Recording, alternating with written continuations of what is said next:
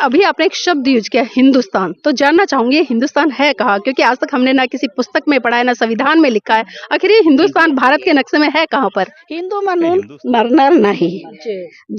जरी मी जन्माला आलो असलो तरी पण हिंदू म्हणून मरणार नाही असं आमच्या बाबासाहेबांनी जेव्हा 14 ऑक्टोबरला दीक्षा घेतली तेव्हापासून आम्ही सुद्धा बौद्ध धर्माची दीक्षा घेतलेली आहे आणि आम्ही बौद्ध म्हणूनच आता पुढे आम्ही आमचा वारसा चालवला. बिल्कुल तो सिद्धांत है, क्योंकि आज हम भारत देश में देख रहे हैं धर्म के आधार पर, जाति के आधार पर कहीं ना कहीं बहुत ज्यादा मार कटाई हो रही है, सांप्रदायिकता को बढ़ावा दे रहा है। तो भगवान बुद्ध के जो सिद्धांत है कितने महत्वपूर्ण हो जाते हैं आज के वर्तमान युग में? बहुत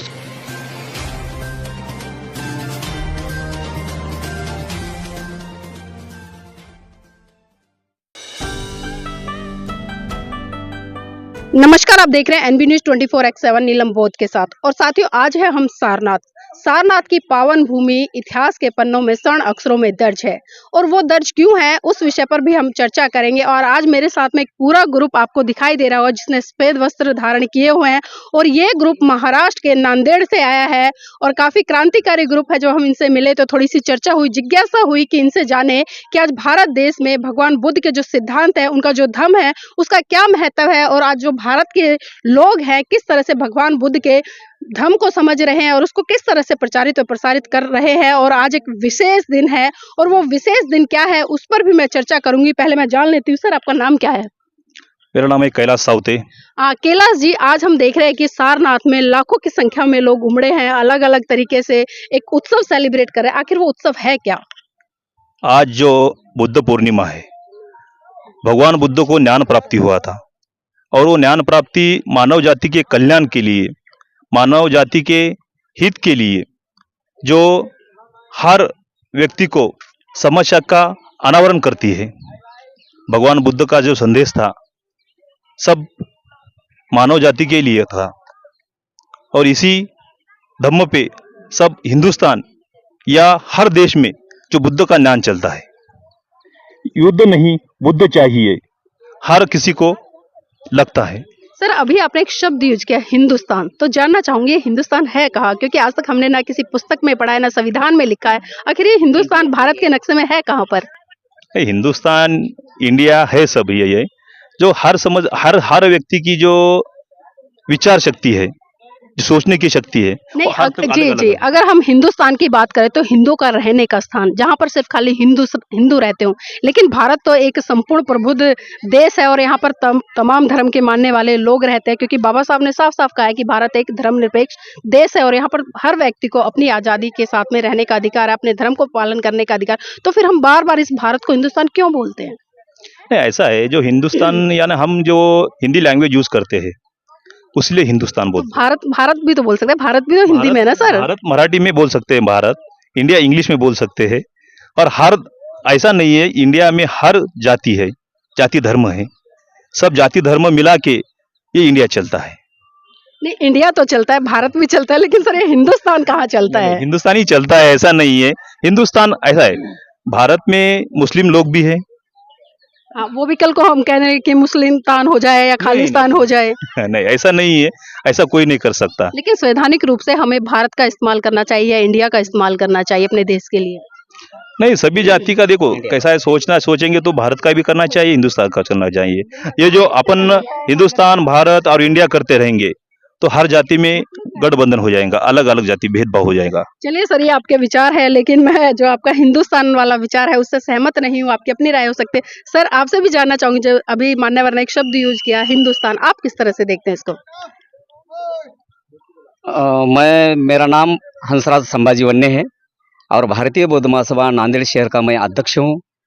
और हमारे एक कैलाश भाऊ सावते साहब है, ये कैलाश भाऊ सावते साहब, तो इन्होंने क्या करे कि भाई जो भगवान बुद्ध, जहाँ पे भगवान बुद्ध का जन्म हुआ, जहाँ पे निर्माण हुए, जहाँ पे धम्मा का प्रचार और प्रसार होगा, जो सारनाथ, ये हमारे लोगों को दिखाऊंगा।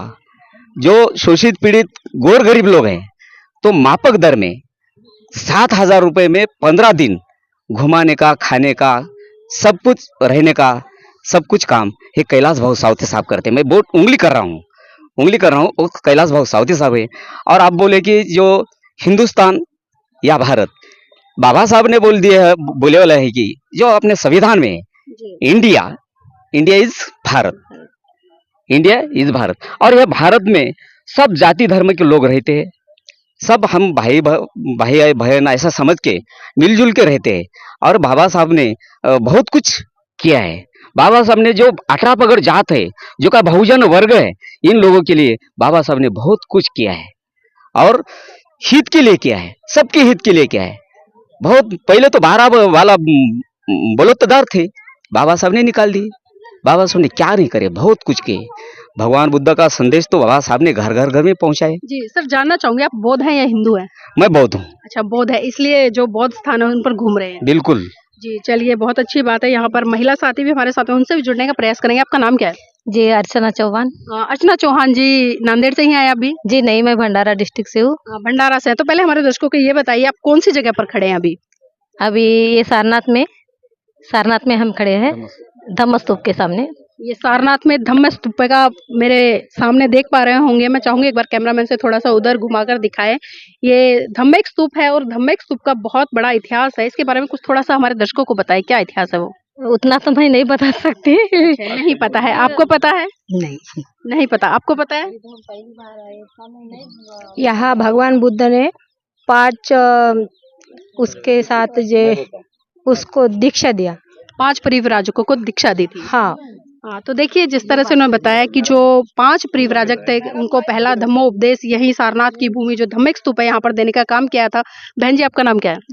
मेरा नाम सिंधु कैलाश कामले। नांदेड़ से ही आया? नांदेड़ से नहीं, मैं पुणे से आईले। अच्छा, पुणे से आए हैं। पुणे से आईले। तो जानना चाहूंगी, आज ये जो भगवान बुद्ध के सिद्धांत है, कितनी जरूरत है भारत देश के लोगों को? आज जो पूर्णिमा है ना, वो दिन उसका जन्म हुआ भगवान बुद्ध नहीं, का। मैंने पूछा है जो भगवान बुद्ध के सिद्धांत है, क्योंकि आज हम भारत देश में देख रहे हैं धर्म के आधार पर, जाति के आधार पर कहीं ना कहीं बहुत ज्यादा मार कटाई हो रही है, सांप्रदायिकता को बढ़ावा दे रहा है। तो भगवान बुद्ध के जो सिद्धांत है कितने महत्वपूर्ण हो जाते हैं आज के वर्तमान युग में? बहुत उसको ये जगह पे बहुत महत्व है।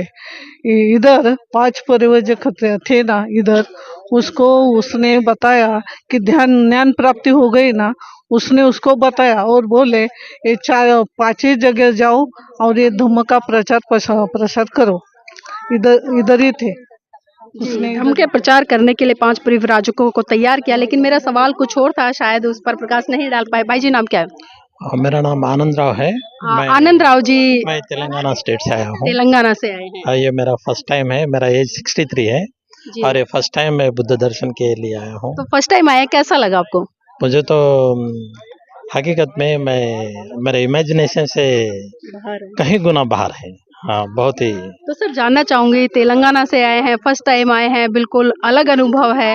तो आज एक बहुत ही महत्वपूर्ण दिन भी है, पूरे भारत देश के साथ साथ में पूरा विश्व उसे सेलिब्रेट करा, तो वो दिन क्या है? आज बुद्ध का जन्म हुआ है, गौतम बुद्ध का जन्म हुआ है और इसे हम पूर्णिमा के दिन वैशाखी पूर्णिमा बोलते हैं। और इसी दिन जो है महामानव शांति दूत भगवान गौतम बुद्ध का जन्म हुआ है और ये हमारे लिए बहुत गर्व की बात है और ये हमारे लिए एक पुण्य स्थल पर आना ये हमारे भाग्य में लिखा है। तो सर, इतने पुण्य स्थलों पर आप आते हो, इनके इतिहास को पढ़ते हो, तो उस इतिहास को लोगों को बताने का भी काम करते हो या सिर्फ खाली आए, देखा, समझा और चले गए? नहीं, हम तो हमारे एरिया में बुद्ध को बहुत तन मन धन से मानते हैं। हमारा जो प्रेरणा स्रोत है। नहीं, आप दूसरे लोगों को बताते हैं इसके बारे में? ये पूछ रही सर। हाँ, बताते हैं और मोटिवेट करते हैं कि ये अंधविश्वास में जो अपना भारत देश डूबा हुआ है हिंदू के नाम से, उससे बाहर आने के वास्ते बुद्ध का एक ही मार्ग है और बुद्ध का मार्ग हमने जिसने बताया है वो हमारा खून है, हमारा दिल है, डॉक्टर बाबा साहब अम्बेडकर। हम उन खून से है और बाबा साहब हमारा हार्ट है और भगवान गौतम बुद्ध हमारा दिमाग है। जी, बहुत अच्छी बात है। तो इसी कड़ी में और भी महिलाएं हैं, उनसे भी जुड़ने का प्रयास करेंगे। आपका नाम क्या है? मित्रा वाघमारे। मित्रा जी, कहाँ से आए हैं? हम भी आदिलाबाद से हैं। आज यहाँ पर आए हैं और पहले मैं जानना चाहूंगी, आप बौद्ध हैं या हिंदू हैं? बौद्ध हैं। तो बौद्धों की निशानी क्या होती है? निशानी ऐसा कुछ भी नहीं, मगर बौद्ध धर्म बोले तो सबको ही मालूम है ना, निशानी वही मैंने है। इसलिए पूछा, आपने चूड़ियां भी डाली हुई, मंगलसूत्र भी डाला हुआ है, बिंदी भी लगाई है, खैर बिछुए तो नहीं है। अगर हम मंगलसूत्र को देखें या चूड़ियों को देखें, ये परंपराओं के तहत हिंदू धर्म में आते हैं और हाँ। सुहाग की निशानी से जोड़े जाते हैं। तो क्या बौद्ध धर्म में आज भी ऐसा मानता है जो आप लोग मंगलसूत्र और चूड़ियों को निर्वहन कर रहे हैं? हाँ, वो मानते तो है मगर उतना ज्यादा नहीं मानते हैं। उससे तो आगे मुझे नहीं पता। उससे आगे नहीं पता। चलिए देखिए, कहीं ना कहीं बहुत सारी चीजें हैं और बहुत सारी चीजों पर चर्चा करना भी जरूरी हो जाता है। और उस समय में जब हम बुद्ध की विचारधारा को, उनकी आइडियोलॉजी को आगे बढ़ने का काम कर रहे हैं या बढ़ाने का काम कर रहे हैं। आपका नाम क्या है? गया सहदेव राम से क्या हिंदू हैं या बौद्ध हैं? बुद्ध बौद्ध हैं। अच्छा बताइए, हम आपको कैसे पहचाने आप बौद्ध हैं? क्योंकि आपने मंगलसूत्र भी पहन रखा है जो हिंदू धर्म की महिलाएं पहनती है, आपने चूड़ियां भी पहन रखी है जो हिंदू धर्म की महिलाएं पहनती है, आपने बिछुए भी डाल रखे हैं हिंदू धर्म की महिलाएं पहनती है, और वो सुहाग की निशानी है, एक तरह से पुरुषों से अलग कर देती है। लेकिन बौद्ध धर्म में तो समानता है। वो है बोलता है हाँ बोलिए, मराठी में बोलिए। नहीं बोलता रहा इसलिए बोला। चलिए, मराठी में भी नहीं बोल पा रहे हैं वो। देखिए, लेकिन देखिए, कहीं ना कहीं जब हम अपनी संस्कृति, अपने धर्म को बढ़ा रहे हैं तो हमें अपने धर्म के अनुसार चीजें करनी चाहिए। ये मेरा मानना है, इनका अपना पर्सनल व्यू हो सकता है। आपका नाम क्या है? माझं नाव आहे उज्ज्वला वसंतराव डबले. मी वर्धा जिल्ह्यातून आलेली आहे. बोपापूर गाव आहे माझं. प्रॉपर बोपापूर देवळी तहसील आहे. तर मला हे जे आहे सारनाथ हे पवित्र स्थान आहे. जेव्हा भगवान बुद्धाने इथे ज्ञान प्राप्त केलं आहे, तर हे ज्ञान जे आहे हे आपण इतर लोकांना आपण वाटलं पाहिजे. आपल्या पुरतंच मर्यादित नाही, तर इतर लोक सुद्धा आपल्या याच्यासोबत धम्म काय आहे हे त्यांनी आम्हाला समजून सांगितलं. तेव्हा त्यांनी इथे या ठिकाणी 5 परिव्राजकांना ती धम्माची दीक्षा दिली आणि इथूनच त्या धम्माचे प्रसार आणि प्रचार झालेला आहे इथेच. आणि असं करून याच याच्यावर तुम्ही हिंदू म्हटलं आहे, तर बाबासाहेबांनी त्याचा अभ्यास केला. बाबासाहेबांनी पूर्ण समाजाचा अभ्यास केला, पूर्ण पुस्तकी ज्ञान त्यांनी घेतलं आणि त्यातूनच त्यांनी म्हटलं की मी हिंदू म्हणून मरणार नाही. जरी मी जन्माला आलो असलो तरी पण हिंदू म्हणून मरणार नाही, असं आमच्या बाबासाहेबांनी जेव्हा 14 ऑक्टोबरला दीक्षा घेतली तेव्हापासून आम्ही सुद्धा बौद्ध धर्माची दीक्षा घेतलेली आहे आणि आम्ही बौद्ध म्हणूनच आता पुढे आम्ही आमचा वारसा चालवणार. बिल्कुल। तो देखिए, मैं थोड़ा सा हिंदी में अनुवाद कर देती हूँ जहाँ तक मुझे समझ आया। उन्होंने बहुत अच्छी बात की कि बाबा साहब ने एक कोटेशन सन 1935 में कही थी कि मैं हिंदू धर्म में पैदा हुआ, ये मेरे बस की बात नहीं थी, लेकिन मैं हिंदू धर्म में मरूंगा नहीं। और ठीक 21 साल बाद परम पूज्य बाबा साहब ने नागपुर की धरती पर 14 अक्टूबर सन 1956 को बौद्ध धर्म ग्रहण किया। और खाली बौद्ध धर्म ग्रहण ही नहीं किया, बल्कि लाखों जो उनके अनुयायी थे उनके साथ में दीक्षा ली और लोगों को प्रेरित किया कि वो जाएं और इस भारत देश की भूमि पर धर्म का प्रचार व प्रसार करें। लेकिन विडंबना है कि आज जो उनके अनुयायी है कहीं ना कहीं उस दिशा में कम काम कर पा रहे, जो हम देखते हैं अनुभव के आधार पर देख रहे हैं या एक हम कहें कि प्रैक्टिकल के तौर पर देख रहे हैं। तो मैं जानना चाहूंगी आपसे कि जो महिलाएं हैं, महिलाओं की कितनी बड़ी भूमिका है किसी भी धर्म को प्रचारित और प्रसारित करने में? बहुत सारी भूमिका है, लेकिन वो अनपढ़ है, अज्ञान है, हमारे जैसी नहीं है, सुशिक्षित नहीं है, निरक्षर आहे ती. त्याच्यामुळे त्या महिला इथं आमच्यासारख्या बोलू शकत नाही. त्यांच्यामध्ये आहे बुद्धाचं जे आहे ज्ञान ते त्यांच्यामध्ये आहे, पण त्यांना बोलता येत नाही. त्या अंगीकारतात पण बोलता येत नहीं. आप लोगों ने अंगीकार कर लिया, पढ़े लिखे हैं, शिक्षित है, तो जानना चाहूंगी आप अपनी जैसी महिलाओं को तैयार कर रहे हैं? हाँ, तैयार कर रही ना.